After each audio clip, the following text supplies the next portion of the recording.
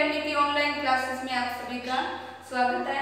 आज अपने class 10th में साइंस का लेसन नंबर 3 जिसका पार्ट 4 पढ़ेंगे।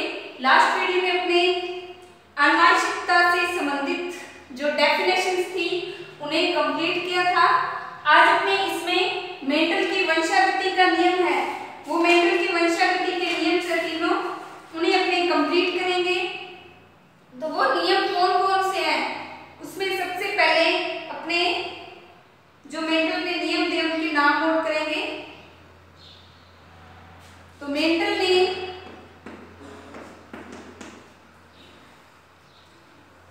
वंशागति के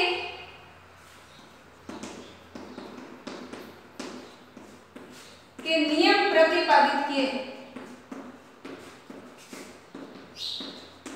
नियम प्रतिपादित किए जो निम्न हैं। तो वो तीनों नियम कौन कौन से हैं? एक नंबर है प्रभाविता का नियम,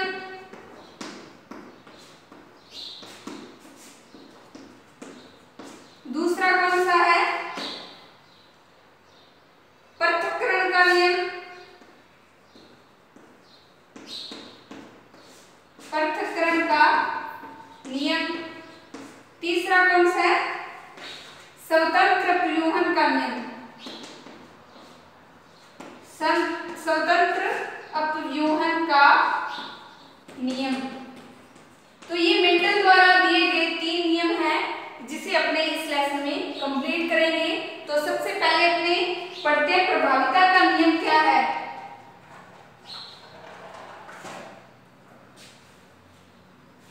तो इसमें अपने प्रभाविता के नियम के बारे में नोट करेंगे।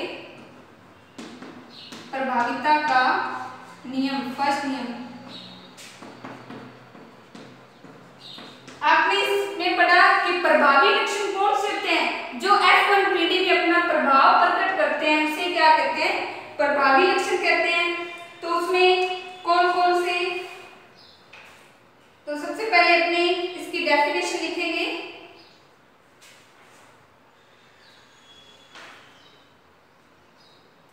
जब मेंडल ने विपर्यासी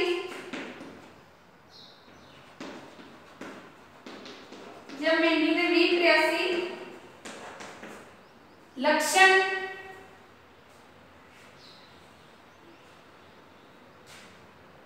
वाले पादपों में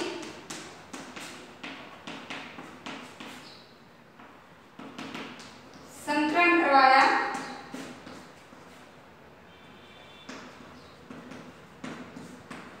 तो जब मेंडल ने विपर्यासी लक्षण वाले पादपों में संकरण करवाया तो वह लक्षण F1PD में अपने जो लक्षण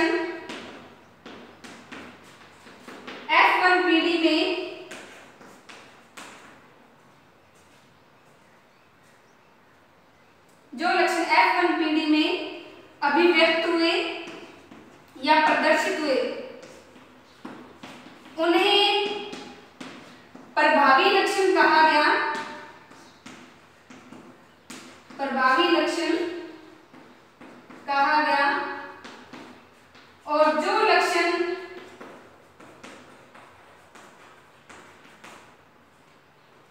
इसमें अपना प्रभाव प्रकट नहीं करते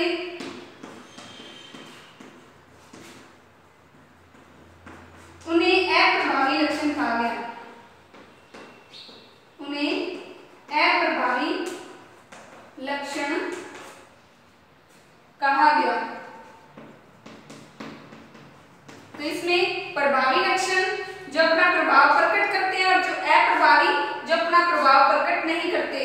अब इसे अपने आरेख द्वारा समझेंगे कि पृथक्करण का नियम है, प्रभाविता का नियम है, किस प्रकार अपना प्रभाव प्रकट करता है।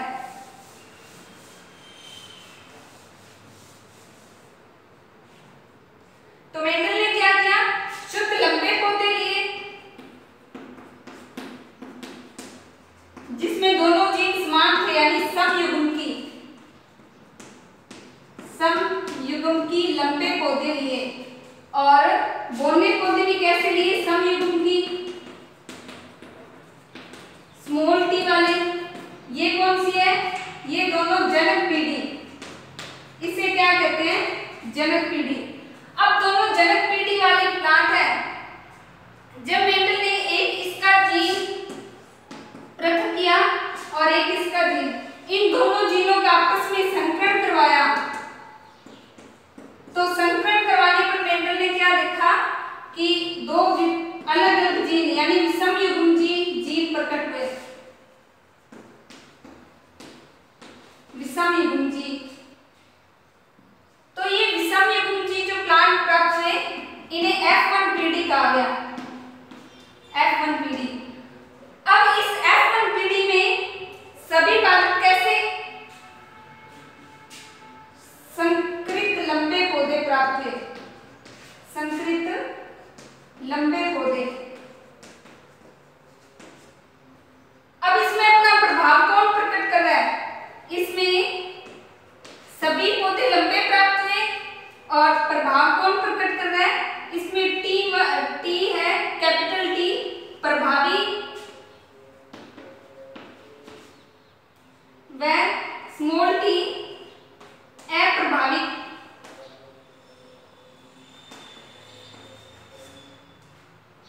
प्रभावी लक्षण जो अपना प्रभाव प्रकट कर रहा है और अप्रभावी लक्षण जो अपना प्रभाव प्रकट नहीं करता।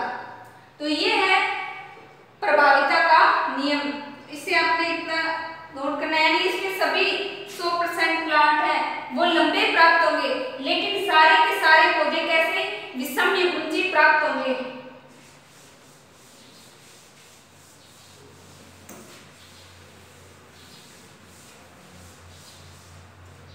इसके बाद में दूसरा है पृथक्करण का नियम।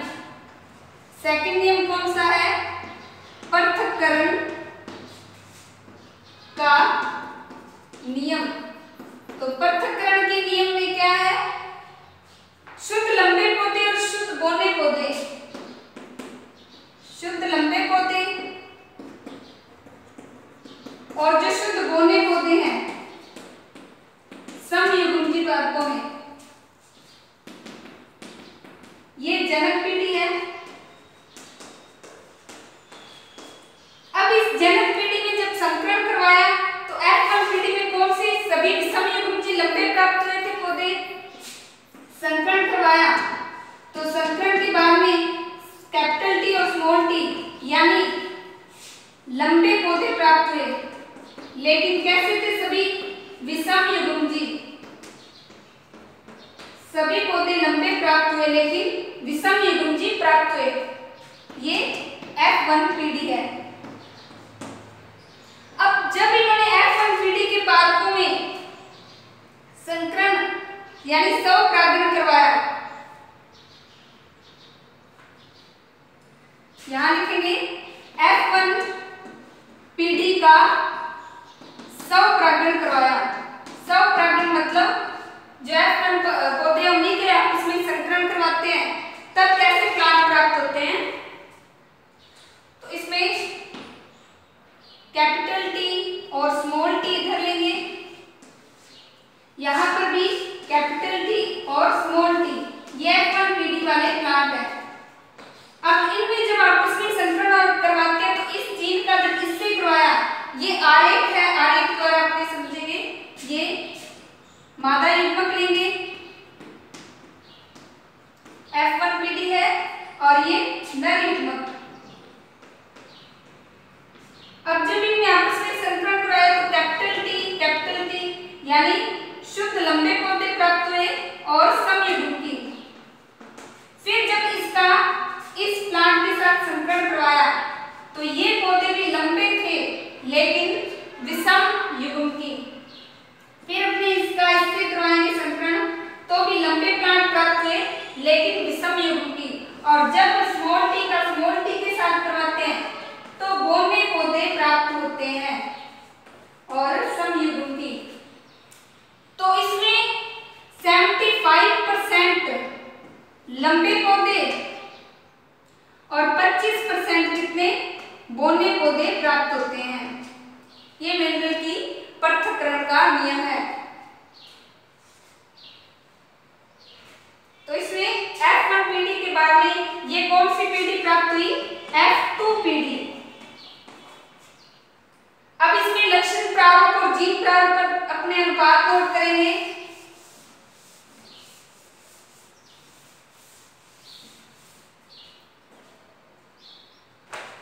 तो यहाँ अपने लक्षण प्रारूप किसे कहते हैं? बाह्य प्रतीक को, यानी बाहर से देखने पर कैसे प्लांट दिखाई देते हैं, वह लक्षण प्रारूप अनुपात होता है। तो लक्षण प्रारूप अनुपात में क्या है? 75% लंबे थे और बोने पौधे कितने? 1 प्राप्त हुआ था, तो यानी 3:1। और जीन प्रारूप में उनके जीन को देखकर यानी समयुग्म की कितने प्राप्त हुए और विषम युग्म की कितने प्लांट प्राप्त हुए। तो शुद्ध लंबे कितने थे? शुद्ध लंबे इसमें कितने? 1%। अशुद्ध लंबे, ये भी लंबा है लेकिन अशुद्ध है। अशुद्ध लंबे कितने? 2। और शुद्ध बोने कितने?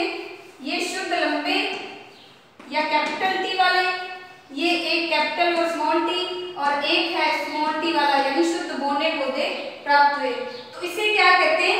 जीन प्रारूप अनुपात कहते हैं। लक्षण प्रारूप और जीन प्रारूप अनुपात ये नोट करना है। तो अपने इस तरह से इनमें क्रॉस संकलन करवा सकते हैं या चेकर बोर्ड भी बना सकते हैं। तो चेकर बोर्ड में किस प्रकार से लिखेंगे? जो F1 पीढ़ी के पौधे हैं उन्हें अपने इस तरह से यहाँ कैपिटल टी और इधर स्मॉल टी,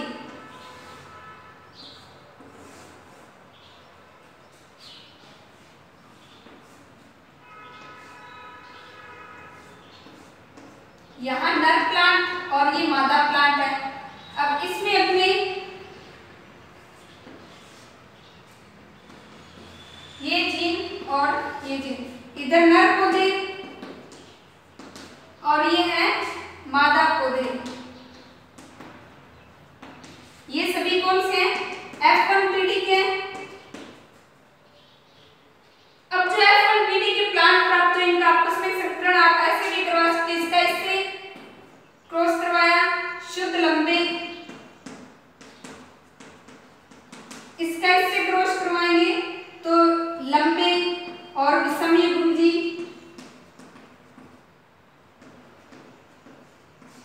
यहाँ पर ये भी लंबे हैं लेकिन विषम युग्मजी।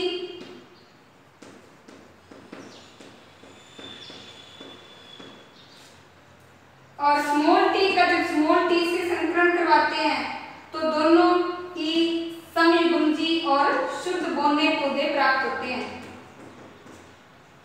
तो इसमें कितने? 25% बोने और 75% क्या होते हैं? 75% लंबे, 25% बोने। तो ये पृथक्करण का नियम या युग्मकों की शुद्धता का नियम होता है। इसमें क्या जो युग्मक होते हैं वो पृथक होकर चले जाते हैं लेकिन एक दूसरे पर अपना कोई विपरीत प्रभाव नहीं डालते हैं। इस कारण इसे पृथक्करण का नियम कहते हैं। तो आज इस वीडियो में अपने इतना ही पढ़ेंगे। नेक्स्ट वीडियो में अपने जो संकर पूर्वज संकरण है और स्वतंत्र अपव्यूहन का नियम है उसे पढ़ेंगे। तो आज आपको इस वीडियो में जितना पढ़ाया है उसे नोट करना